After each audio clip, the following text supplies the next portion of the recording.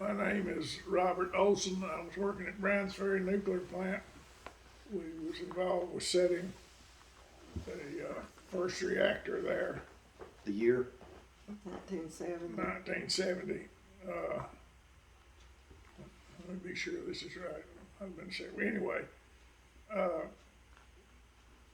Babcox and Wilcox was fabricating the reactor in Minneapolis, Moline, and they had marks on there to align it by when we got it. So they was flying me up there to be sure I knew where all these marks were and how to use them when the reactor was shipped to Browns Ferry. So I was my wife, Jackie,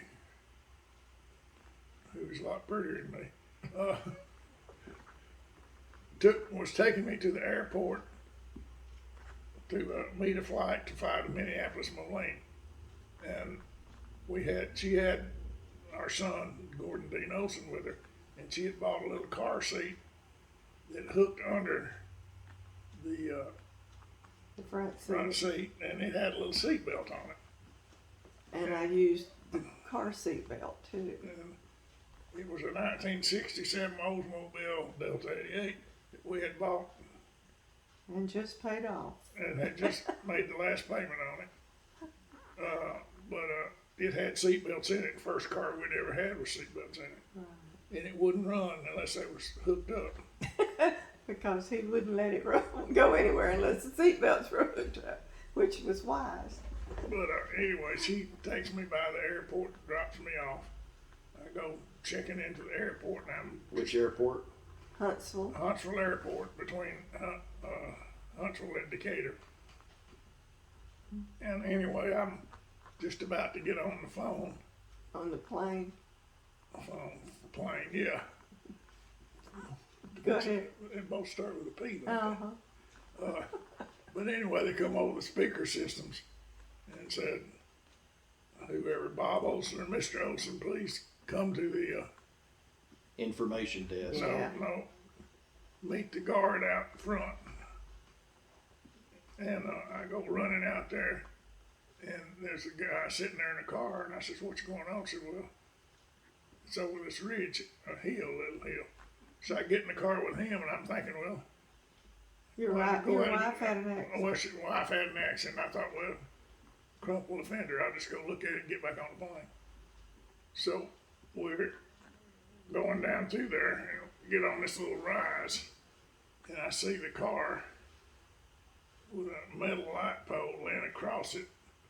The big concrete pillar it was sitting in up out of the ground, and Jackie out there holding you up, just like she's holding.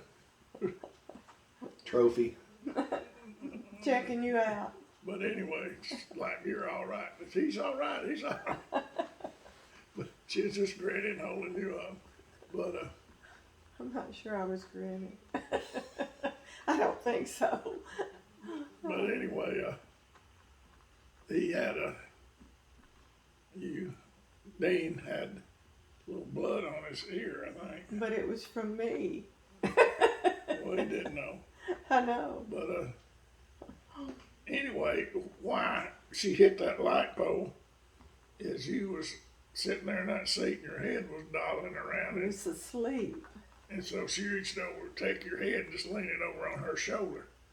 And while she did that, the road went that way. And I just kept She going. just kept going and took the whole front end off that car. Oh, it hit on the front left fender, and I remember feeling the car go off the pavement and looking up, and it's too late. There is that pole, and I just turned like this, and my elbow broke the steering wheel. I was reaching for Dean to protect him, and my head hit the steering wheel too, and I had a little blood there, but he slept through the whole thing and was not hurt at all. That, of course, scared me, and it. Went to the emergency room. We're sitting there in the emergency room. Oh, yeah. I don't remember whether they'd even come out and looked at him, but there was a guy came in who had been snake bit, and he was just all in a tither, and I thought he was dying. I didn't know which, but they come out and looked at him. Didn't take him in there, took you in there before him. I guess they knew he wasn't a poisonous snake. They x-rayed my head, and I guess I was okay. Anyway, we lived through that, but our car was totaled, and it was a GM car, and GM happened to be on strike. No, getting ahead of yourself. I went and bought another car, an Oldsmobile. That was a 67 or 69. Mm-hmm. And then you was pulling out of a parking lot, and a woman sat. Yeah, okay, let me tell this story. Okay. GM was on strike. We could not get parts to fix the 67 car. It wasn't fixable. They totaled it. They totaled it. Okay.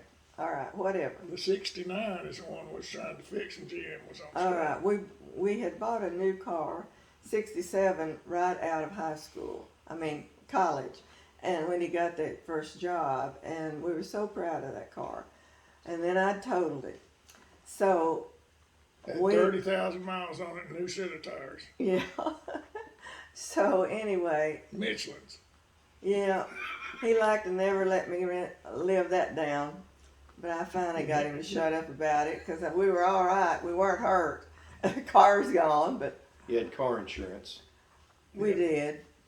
They paid $1,800. I think we paid $4,000 for the car. But anyway, so we bought a used 69 car. That had been a 67, another Oldsmobile. And not long after that, I was going to my gynecologist in Huntsville, going down Memorial Parkway. I had left Dean with a friend in Huntsville, praise God, and somebody pulled out right in front of me, and there was cars all around me, and I couldn't see that person till they were right in front of me.